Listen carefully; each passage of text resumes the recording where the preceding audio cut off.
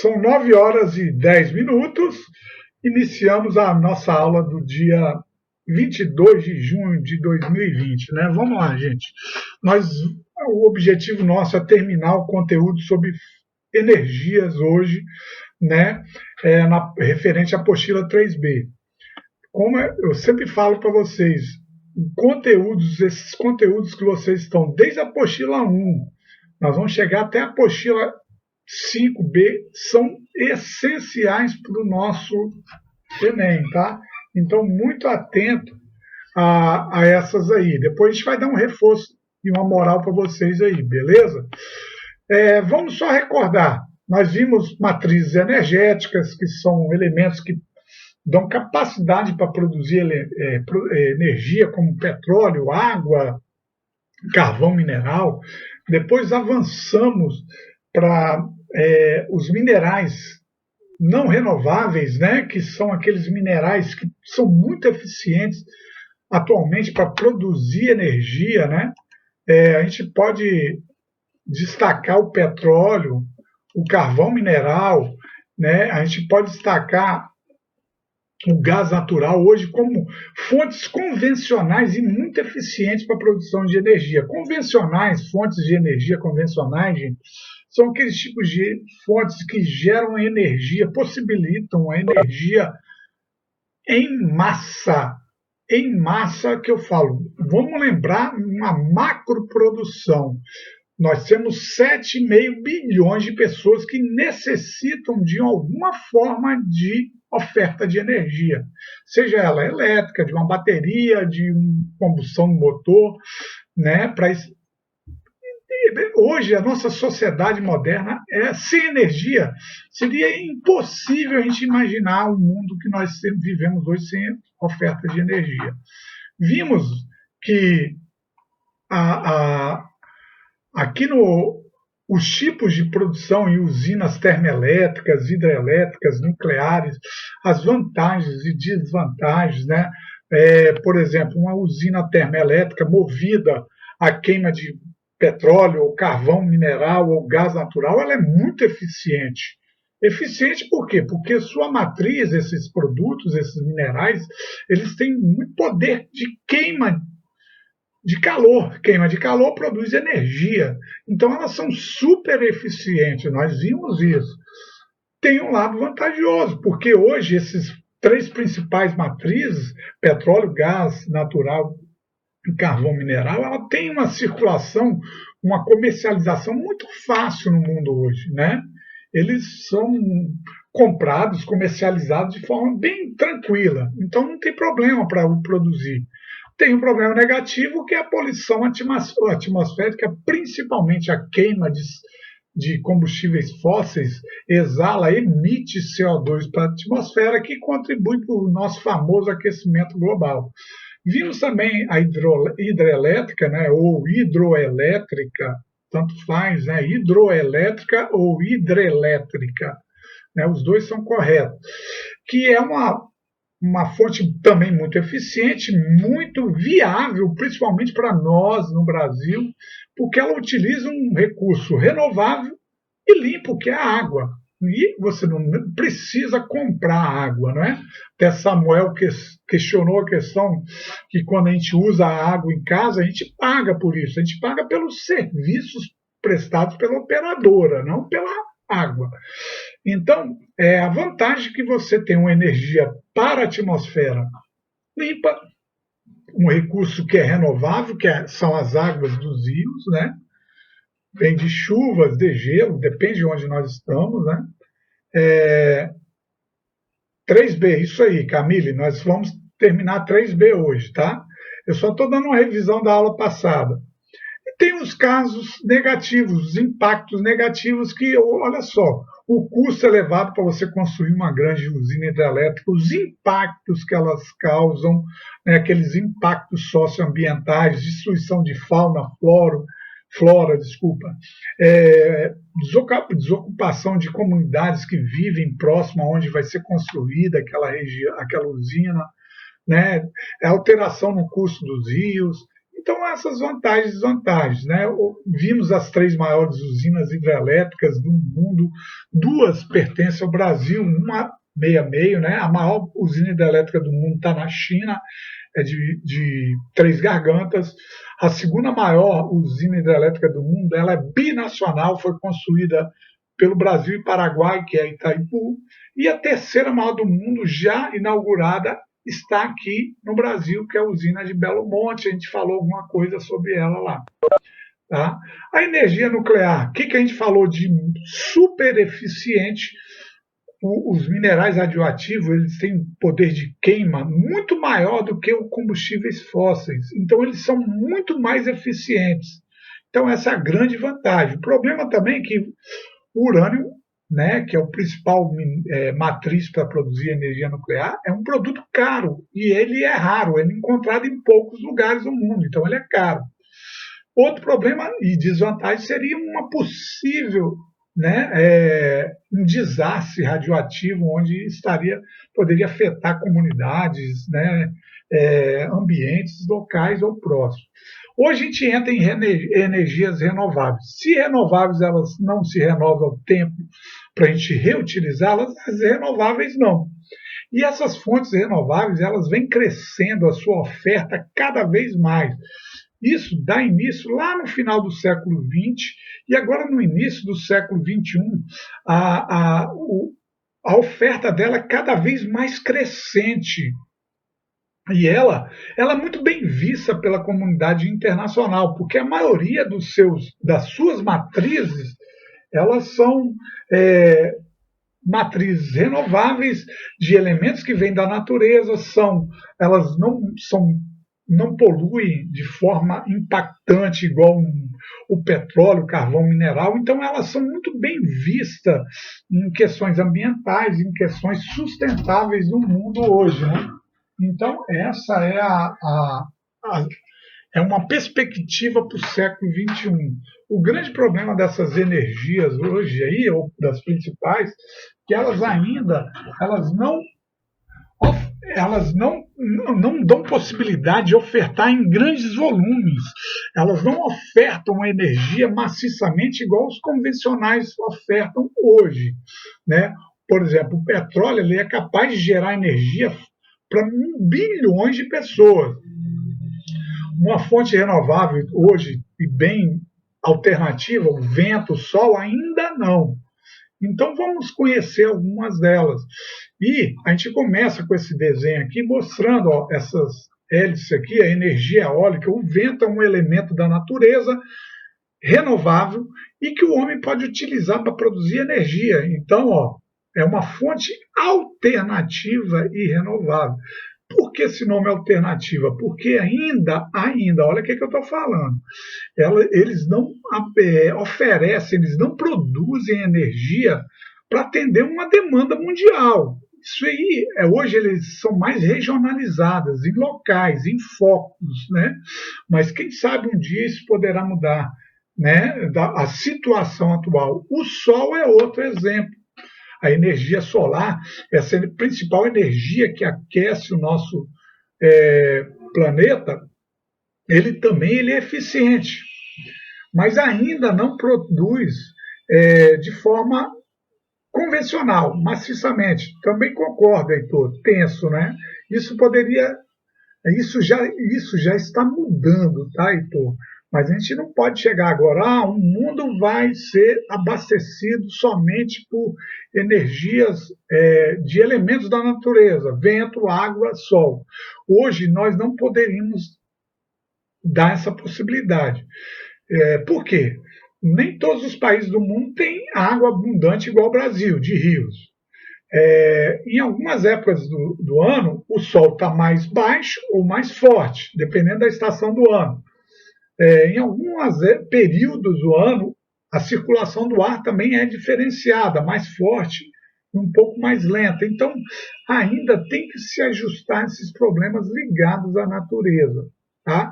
Então, os grandes desafios dessas energias hoje limpas, que são as mais assim aceitas no mundo, porque elas são sustentáveis, né? Não totalmente, depois a gente vai ver por quê. mas em sua maior parte da sua produção, oferta, ela agride muito menos o ambiente. E hoje nós temos problemas sérios aí de aquecimento global, outros tipos de degradação ambientais aí que nós temos em nosso planeta. Então a gente vai ver de como ainda elas produzem essa energia. A energia eólica, ela é proveniente dos ventos, da força do vento. O homem constrói hélices, né, ou um parque eólico, para captar esses ventos. E esses ventos são captados e retidos em tipos baterias, né? Vamos botar um exemplo, igual uma bateria de celular, lógico, com uma possibilidade de retenção muito maior de energia. Estou só dando um exemplo. E a partir daí eles vão gerar energia elétrica ou outra forma de outro tipo de energia. A solar também, principalmente com essa questão aqui, ó, de construção de placas, né? De placas de fotovoltaicas que elas retêm a energia do sol, retêm e também mantém reservada para gerar energia para uma casa, para um outro tipo de ambiente. A energia geotérmica, que o homem, em alguns lugares da Terra, aqui no Brasil, nem tanto. Nós temos em Caldas Novas alguns negócios de águas térmicas, mas não desse tipo de geysers aqui, ó. Em alguns países onde estão associados a instabilidades tectônicas, a movimentos tectônicos, vulcões, como Filipinas, Japão, Itália, utiliza-se energia do calor interno da Terra, chamada geotérmica. Né? A energia dos oceanos, outro exemplo que a gente tem, que a gente chama de maré motriz, né? São formas alternativas. Por que elas são chamadas de alternativas? As convencionais hoje, elas trabalham para atender a demanda macro, mundial. Né? As alternativas elas servem como base. Né? E a importância desse uso dessas energias alternativas hoje é porque cada vez mais vai reduzindo a dependência da oferta desses minerais convencionais, como o petróleo. Pô, você utilizava 100, agora você utiliza 80. É irrisória essa redução, mas reduziu. Você multiplica isso para as regiões do mundo, isso vai ter um benefício ambiental e socioambiental muito grande, não é? Então, por isso que a gente tem que destacar essa questão dessas energias alternativas, mesmo ainda limitadas à oferta humana, elas estão crescendo e são muito importantes. Vão depender menos daqueles minerais que são agressivos à natureza, né? E outra coisa, vai ser um futuro aí de muita pesquisa, porque o petróleo, o carvão mineral, o gás natural, ele vai chegar ao fim. Eles não se renovam, né? Então o homem já tá buscando formas alternativas para não ter um colapso de oferta de energia. Vocês imaginam hoje, nós temos 7,5 bilhões de pessoas. O que acontece? Nós temos mais equipamentos eletrônicos do que pessoas no mundo. E todos esses equipamentos, eles necessitam de oferta de energia. Estou dando um exemplo de um aparelho celular. Você imagina o resto de produtos, aparelhos, pessoas que consomem e necessitam de oferta de energia. Um mundo moderno sem energia é impossível. Eu não poderia estar dando essa aula para vocês aqui hoje. Vocês não poderiam estar entrando em contato com uma pessoa distante, dependendo onde ela esteja, né? Então a energia hoje ela é um elemento que é necessário para a vida humana, a vida moderna, não tem como. E tem a energia também de biomassa. Vocês já ouviram falar que vem de queimas de plantas, excrementos, madeiras, materiais vegetais, animais. Ela é crescente, principalmente no campo, né? Essa oferta de energia, além de ser eficiente, ela gera um impacto ambiental, mas muito menor do que os convencionais. tá? Então, para vocês terem a, uma ideia de como esses tipos de,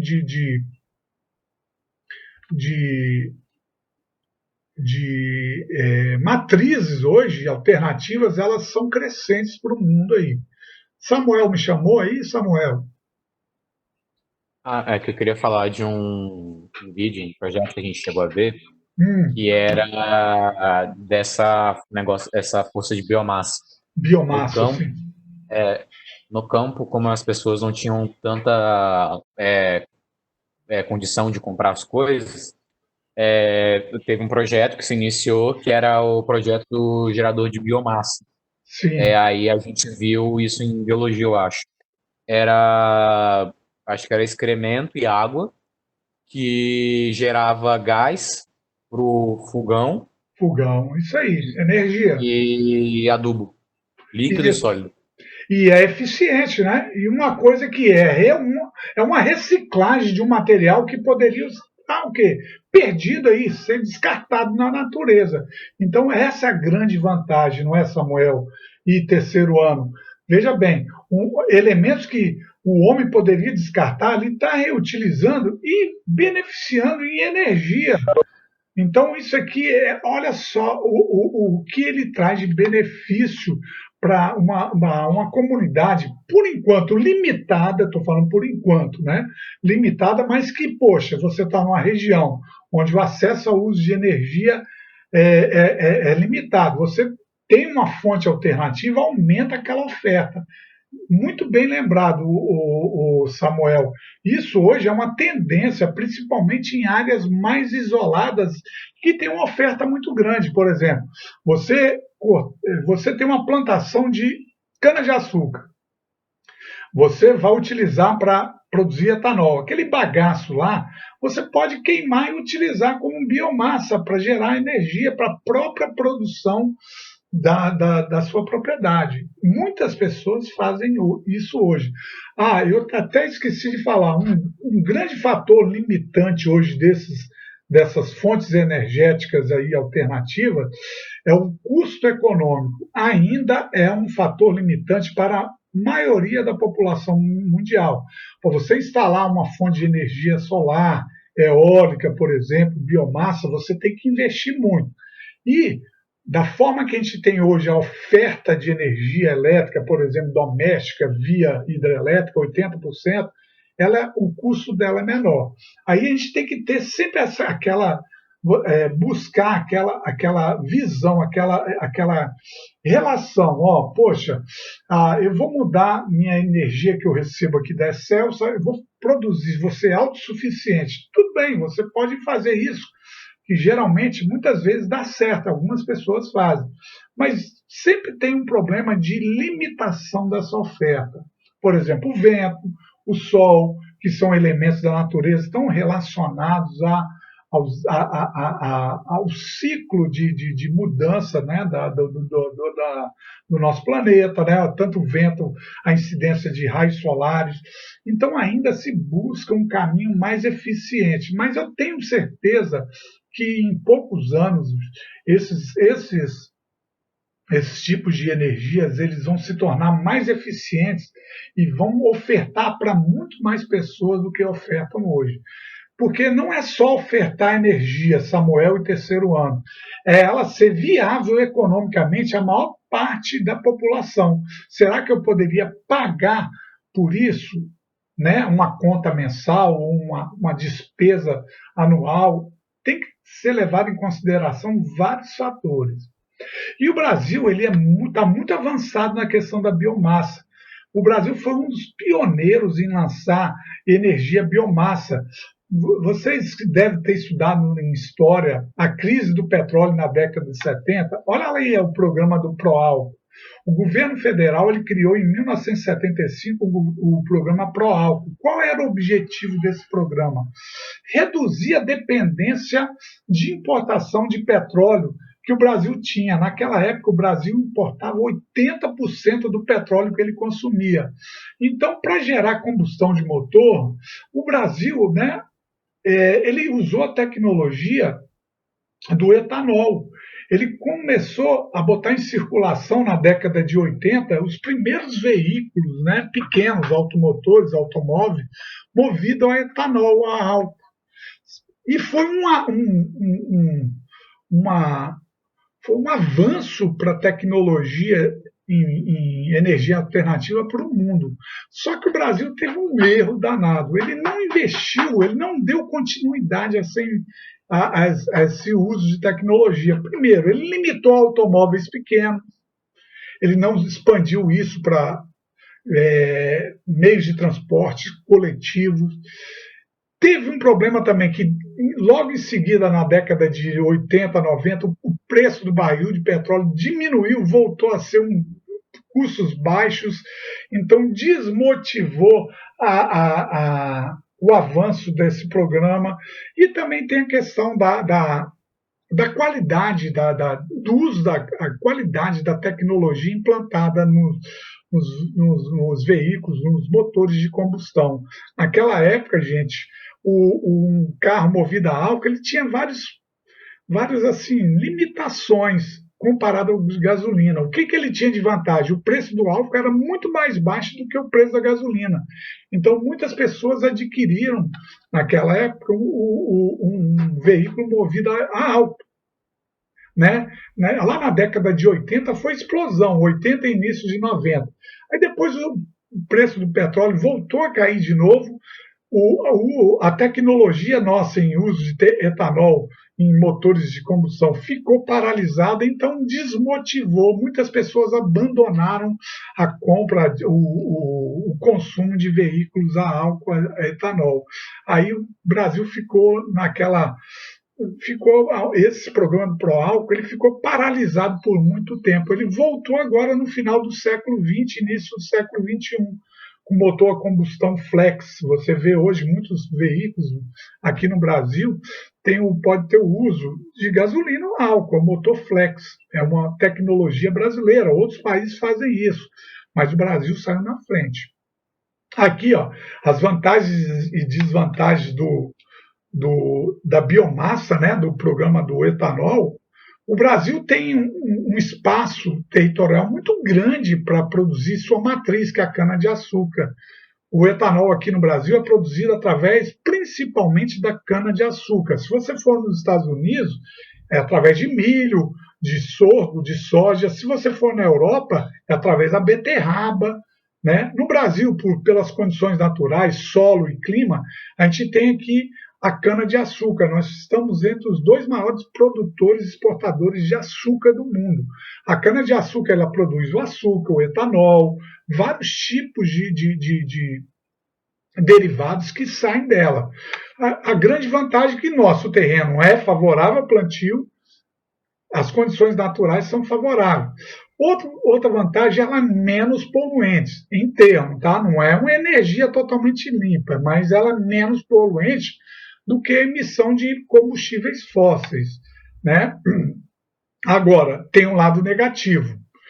O Brasil, naquela década de 80, 90, ele abandonou a produção de alimentos básicos para a monocultura do açúcar. O açúcar estava... O valor da produção do etanol estava muito alto, então era vantajoso. Muitos agricultores abandonaram a produção de alimentos básicos para a oferta de alimentos para pegar a biomassa. Samuel, peraí, a biomassa ou etanol? A biomassa é a matriz. O etanol é um produto transformado através da cana. O etanol, por exemplo, ele serve de combustão de motor, tá? Outras formas de produção de energia. Tá? A biomassa, o que você tira da natureza? Que tipo de vegetal? A biomassa aqui, ó, é a cana-de-açúcar. O etanol é o derivado da cana-de-açúcar. Vamos dar um exemplo? Petróleo é a matriz. A gasolina é um derivado do petróleo. Entendeu, Samuel? Me dá um retorno aí. Beleza, então vamos lá. Então as vantagens e desvantagens desse programa de etanol brasileiro são grandes. Tá? Pô, o Brasil aumentou a concentração de terras no Brasil, muitos agricultores, pequenos agricultores, não tinham como produzir, os grandes agricultores iam comprando aquelas terras e iam aumentando a produção de cana. Então, aumentou um tipo de produção, monocultura da cana-de-açúcar, que não é um alimento básico para o Brasil, né? Lógico que é um produto importante, mas não é um alimento básico igual pequenos produtores tinham feijão, hortas, verduras, né? Frutas, animais. Então, essa é a grande desvantagem. Outra desvantagem no Brasil, a maior parte das fazendas no Brasil aqui, quando eles vão colher a cana, para facilitar a colheita e agilizar, eles queimam a cana. Por quê? Porque fica mais fácil para o corte. Então, aquela queima da cana, o que vai exalar? CO2 para a atmosfera. Então vai ser igual ao petróleo? Não na mesma quantidade, mas vai estar bem próximo, porque queima de matéria orgânica, CO2 para a atmosfera, contribui também para o aquecimento global. Lógico, em muito menor escala do que a produção, a macroprodução de minerais fósseis no mundo, mas também contribui. Tá? Então, são exemplos aí de que o Brasil saiu na frente, né? E nós temos aqui alguns exemplos, ó. Eu mostrando, olha um parque eólico aqui, ó. Isso aqui é lá na Bahia, ó. Olha como dependendo do local, para você instalar um parque eólico, você tem que ter condições favoráveis. Aqui ela foi instalada numa alta de colinas, numa região que recebe do litoral o vento, né, que vem do litoral, então move com mais velocidade essas hélices e gera energia. Olha onde eles instalam também hélices ou parques eólicos no mar. O mar é uma área de um ambiente aberto que recebe um grande volume de vento, né? E com esse volume de vento, olha que ambiente aberto tá, é o mar aqui, ó. Olha como isso aqui vai propiciar a circulação, a eficiência da circulação dessas hélices aqui. Então, são projetos de parques eólicos no Brasil e no mundo. Eu tive na Alemanha em 2012, eu fiquei impressionado como aquele país da Europa, eles estão investindo em parques eólicos, aproveitando aquela vasta planície germânica ali. Se você tem uma área de planície, tem um campo aberto, o vento vem com muita força e eles aproveitam aquele fator natural para produzir energia, né? Vamos lá de novo, vamos sim, Heitor, vamos. Nós vamos fazer uma visita pedagógica lá, vamos ver se vai dar certo. Vocês vão pagar minha passagem, lógico, né? Vamos lá. Aqui ao lado direito aqui tem um parque de produção de energia solar. Repare essas placas aqui, ó, que parecem espelhos. São células fotovoltaicas que retêm o calor emitido pelo sol. Olha para a posição dele virado. E essa retenção ela vai guardar energia e vai distribuir energia para uma determinada comunidade. Repare que essa de cima aqui ela tem uma possibilidade de gerar muita energia. Não estou falando disso de gerar uma macroenergia igual o petróleo para o mundo, mas tem uma possibilidade de gerar energia com eficiência.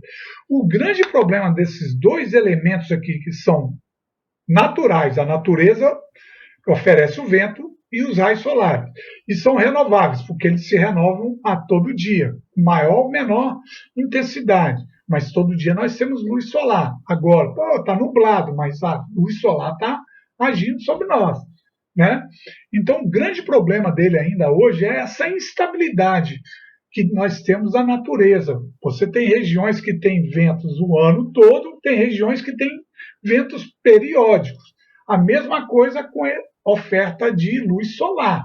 Né? Você vai botar energia solar lá no Alasca, vai ter uma eficiência muito grande, mas em regiões tropicais essa eficiência vai ser muito boa, né? Vai ser muito forte. Por exemplo, energia eólica em áreas que têm ventos constantes, isso vai ser favorável, mas mesmo assim nós temos aqueles fatores limitantes naturais que são periódicos. aquele período de maior oferta de luz solar ou menor, maior oferta de circulação de ar ou menor. Esses são os grandes problemas, mas que o homem, eu tenho certeza que daqui a algum tempo ele vai reduzir essas limitações, porque com a natureza o homem não pode modificar, lógico, mas ele pode gerar possibilidades de aproveitar melhor o que está sendo oferecido. Deu para entender aqui? Outro tipo de energia, está vendo essa fumaça branca aqui? É de um geyser.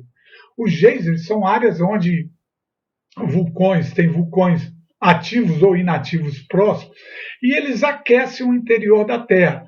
E sai vapor de água. Olha só, esse vapor de água aqui, gente, ele é quente. Então o homem ele leva para ele leva para uma usina, aproveita esse calor, esse vapor e gera energia. Muito utilizado na Itália, nos Estados Unidos, Nova Zelândia, Islândia. Brasil não, porque nós não temos aqui uma oferta maior, ou uma oferta de geysers. Aqui a gente está num terreno de Craton. Ah, mas tio, lá em Goiás tem as águas termais de Caldas Novas. Sim, são águas que vêm aquecidas do subsolo, mas não tem um poder de gerar energia igual um geyser tem. É diferente. Aqui a gente vai ter que ter o vapor, né, de água, o calor, ele é industrializado, entubado e produz energia. Muito, muito comum lá na Islândia, tá? Muito. A Islândia é um país lá do norte da Europa, uma ilha vulcânica, né, cheia de vulcões e geysers lá. Eles aproveitam bastante. Mas a população da Islândia chega a 300 mil habitantes. Dá para ele usar com muita intensidade com uma população assim pouco numerosa. O Brasil tem 210 milhões de habitantes. Lógico, não tem isso aqui disponível. Se tivesse também, por enquanto, pelo menos, não ia gerar energia de forma macro, uma macro produção. E olha essa forma de produção aqui do lado, ela é chamada de maré motriz.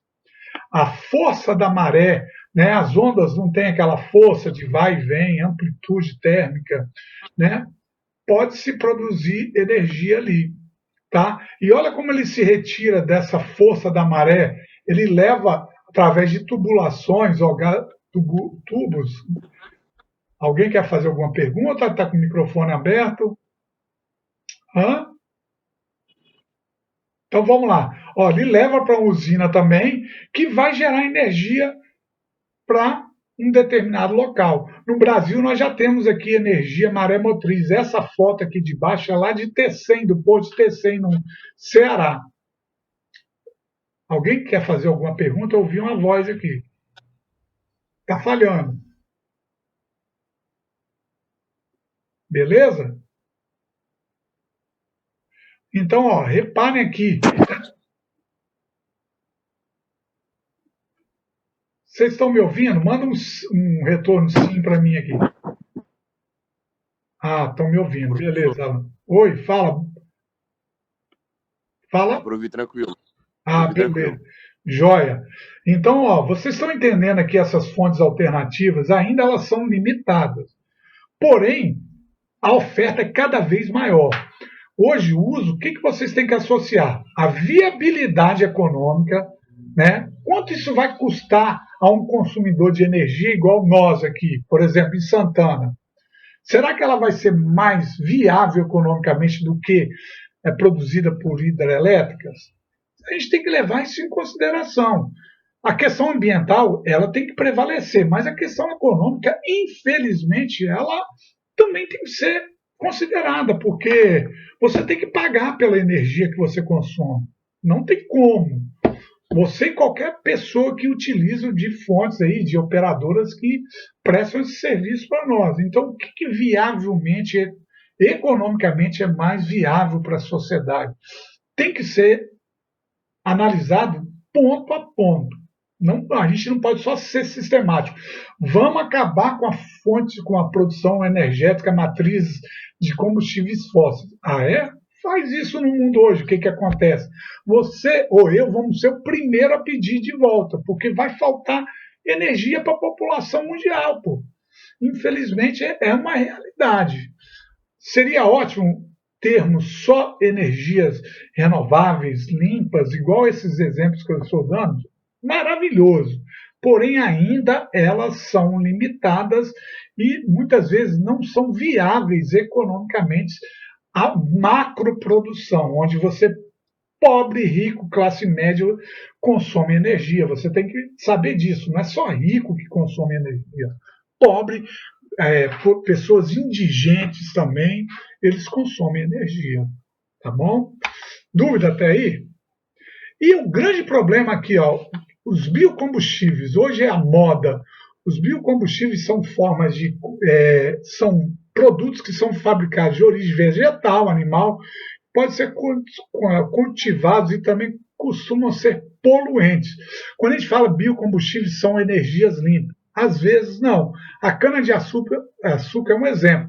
A monocultura da cana-de-açúcar, quando você tem o ciclo da safra, da colheita, vários produtores eles utilizam técnicas mais baratas e rápidas, que são as queimadas. Quando você queima a plantação de cana, você facilita o corte dela, porque a cana, o que tem dentro do fruto dela é muita água, né? Muita água, açúcar. Se você queima, ela fica pesada. Quando você corta uma cana de um pé, você viu o peso dela? Imagina um trabalhador cortando maços e maços de cana.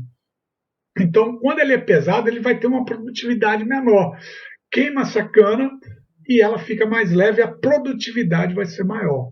E isso exala para a atmosfera. Olha as regiões que mais produzem biocombustíveis no mundo. Olha o Brasil, olha o papel do Brasil hoje, gente, 43%. Estados Unidos e Brasil, eles disputam a liderança mundial de produção de biocombustíveis. Olha a Europa como é mínima, né? Não tem essa possibilidade. A China é o outro grande concorrente do Brasil, dos Estados Unidos, mas ainda, né, são os três países que hoje dominam essa tecnologia de biocombustíveis no mundo. Não é à toa que o Brasil, para o século XXI, ele é uma esperança de exportar quase a metade de produtos ligados à biomassa no mundo, tá? Então, olha a responsabilidade do Brasil. Ó. E o principal tipo de biocombustível do Brasil é a cana-de-açúcar. Ah, por que não se planta o milho aqui? Pode se plantar? Pode, mas a cana-de-açúcar, a produtividade é maior. É um produto mais eficiente do que o próprio milho, o próprio sorgo. Aqui nos Estados Unidos, eles têm uma diversidade maior. Aqui no sul dos Estados Unidos, bem próximo à península da Flórida, do Texas, tem plantação de cana-de-açúcar, porque está chegando um clima subtropical. Aqui você não pode ir lá para cima plantar cana-de-açúcar no norte e no centro dos Estados Unidos. Clima muito frio. Né? O Brasil tem essa vantagem. Ó. Você pega aqui, ó, a maior parte do território brasileiro é favorável à produção da cana-de-açúcar. Oi, alguém fez pergunta? Oi? Vamos lá? Ah, eu vou fazer uma pergunta para o terceiro ano, eu quero uma resposta de alguém aqui. A cana-de-açúcar plantada no Brasil, ela está principalmente na região sudeste e nordeste. Quando a cana-de-açúcar foi trazida da Ásia para o Brasil, pelos colonizadores portugueses, eles levaram para a Amazônia. E não deu certo na Amazônia. Por quê? A Amazônia, o clima é quente. O sul a gente já sabe, lá o clima é mais frio, não vai se dar muito bem, verdade. E por que na Amazônia não deu certo o cultivo de cana-de-açúcar? Vamos lá, um aluno respondendo para mim. Era úmida demais ou o solo não era adequado ao cultivo? Parabéns, muito bem, isso aí, garoto. A umidade elevada lá tem um fator muito favorável ao cana-de-açúcar, muito calor. mas tem um fator que é desfavorável: muita chuva, muita umidade. A cana-de-açúcar ela não gosta de água em excesso, ela gosta de água no momento certo. Por exemplo, plantio da cana-de-açúcar, ela quer água, calor e água, chuva ou irrigação, né? E muito sol. Colheita da cana-de-açúcar, seca. Tanto que a maior parte da colheita da cana-de-açúcar vem agora, no período de seca, no inverno. Tá? Vocês podem reparar isso. Por quê? Se vem muita chuva na época da colheita, vai criar muita umidade e vai estragar o fruto. Tá? Então, repare como os organismos eles se adaptam ao meio. Né? O café é outro exemplo também.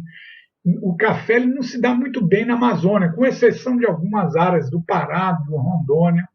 Por quê? A chuva é em excesso. Aqui vocês já notaram como o café está sendo colhido agora. Está sendo colhido agora. Um período que é estiagem de chuva. Quando vem o período de floragem, é um período onde o verão, começam a vir chuvas, o calor ajuda. Então tem toda aquela adaptação genética aos elementos naturais, tá, gente? Muito importante isso. E o Brasil, não esqueçam disso. Esse mapa aqui é super importante para vocês, tá? O Brasil disputa com os Estados Unidos e China o domínio de tecnologia e exportação de biocombustíveis para o mundo. Lembre-se, quem está bombando agora no Brasil? O agronegócio. E o biocombustível está ligado ao agronegócio. O século XXI, o mundo só está esperando o Brasil. Aumenta a sua produção de biocombustível que nós vamos comprar. Então, para aumentar, tem que ter áreas, tem que ter legislações hoje que são mais rigorosas. Então, esbarra por muitos detalhes aí para aumentar a expansão. Para aumentar a expansão, não é somente aumentar a área, mas aumentar o uso de capitais, tecnologia. De repente, numa área menor, você usando mais capitais e tecnologia, sementes selecionadas, você tem uma produtividade maior do que plantar numa área mais extensa. Então, tudo isso está ligado à produtividade, né? Lembrando, produção é um montante, o que você vai produzir. Produtividade é o resultado de que você produziu. Ela pode ser elevada, pode ser média, baixa, né? Então, quanto mais elevada a produtividade, mais lucro o produtor vai ter, né? E para a gente finalizar aqui, gente,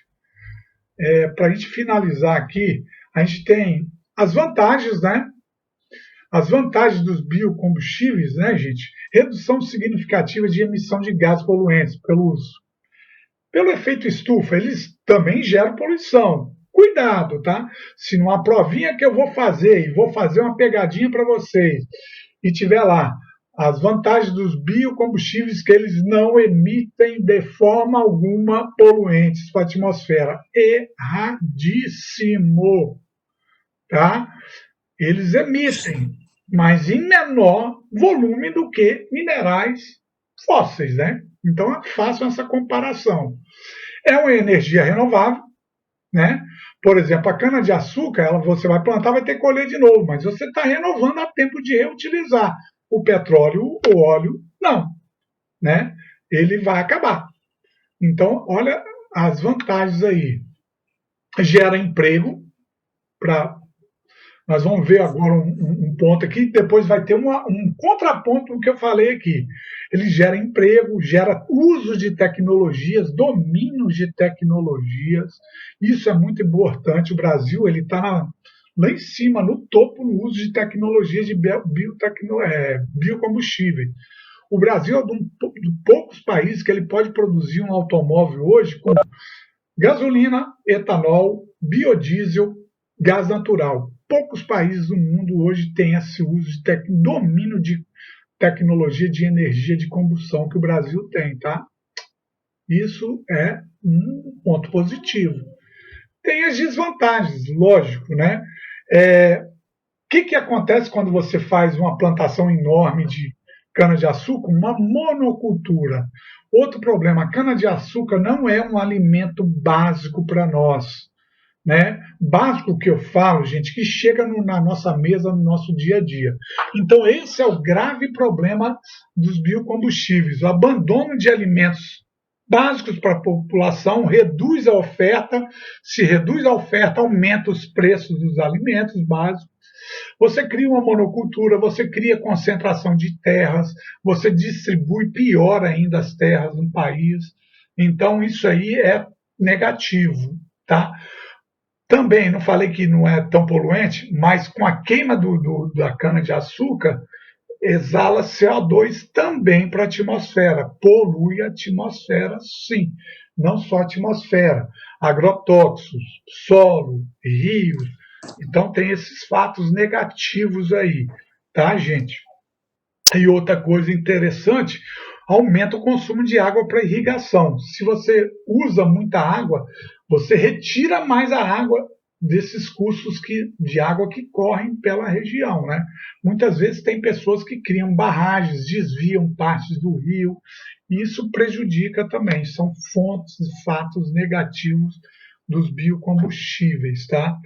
E tem um fato aqui, a chuva seca de fertilizantes que é propícia desse uso intenso da monocultura do açúcar. Olha aqui, ó, tá vendo esse desenho aqui? A queima da monocultura do açúcar vai exalar poluentes para a atmosfera, que vai se misturar a chuva, e essa chuva ela vai vir de forma poluente. Isso é chamado de chuva seca. Em alguns lugares no oeste do estado de São Paulo, isso já é frequente, onde a monocultura da açúcar é muito forte lá. Tá? Alguma pergunta aí de vocês? Vamos lá, estou à disposição para a gente terminar aqui a nossa aula, a nossa apostila B. Lembrando vocês, eu agendei uma atividade no portal educacional até quarta-feira, né? Todos fazendo, por favor. Percebi que alguns alunos do terceiro ano não estão fazendo atividade. Já até fiz, famosinho. Oi? Já até fiz, famosinho.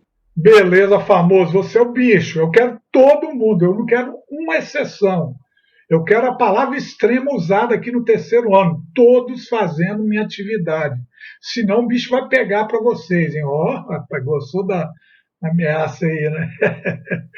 Gente, para a gente terminar, o Brasil um problema seríssimo hoje de lei da oferta e da procura de energia. O Brasil hoje está num risco no setor energético muito grande. O que isso quer dizer?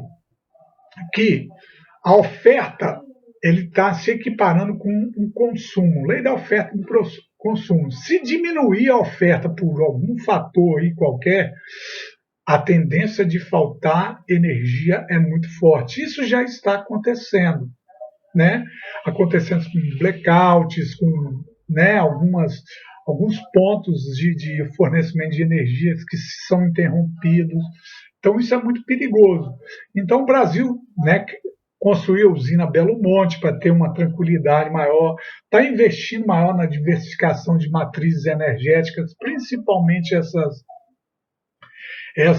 mais alternativas e sustentáveis.